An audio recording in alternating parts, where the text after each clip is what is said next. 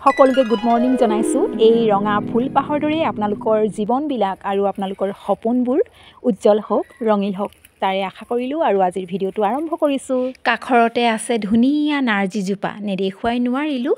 আনফালে আকৌ সূৰ্যদেৱ উদয় হ'লেই নহয়। আৰু এয়া চাওকচোন, বিজ্ঞ লোকে কয় পুহত কল, মাঘত জল। সেয়েহে ৰাতিপুৱা ৰঙা চাহকাপ কলৰ সৈতে। এতিয়া মই যাবলৈ ওলাইছোঁ আমাৰ গাঁৱতে অনুষ্ঠিত বিশেষ এখন সভালৈ, আৰু সেই সভাখন আমাৰ গাঁৱতে অনুষ্ঠিত হৈছে। আৰু এতিয়া অসমৰ চৌপাশে কেৱল এখন আঁচনিৰ বতাহ বলি আছে নহয়নে? সেই আঁচনিখনেই হৈছে জনপ্ৰিয় আঁচনি অৰুণোদয়।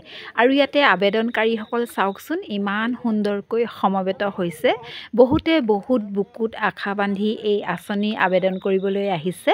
পূৰ্বৰ পৰা অৰুণোদয় আঁচনি ধন পাই থকা হিতাধিকাৰীসকল আৰু নতুনকৈ পাবলৈ আশা কৰা আই মাতৃসকল ইয়াতে সমবেত হৈছে। আৰু কাৰণটো হৈছে অৰুণোদয় 0.3 নতুন আবেদন প্ৰক্ৰিয়া আৰম্ভ হৈছে।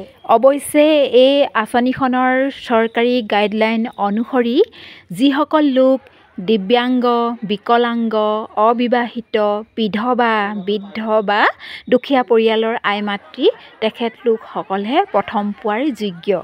আজিলৈ আহিছোঁ, বাই বাই।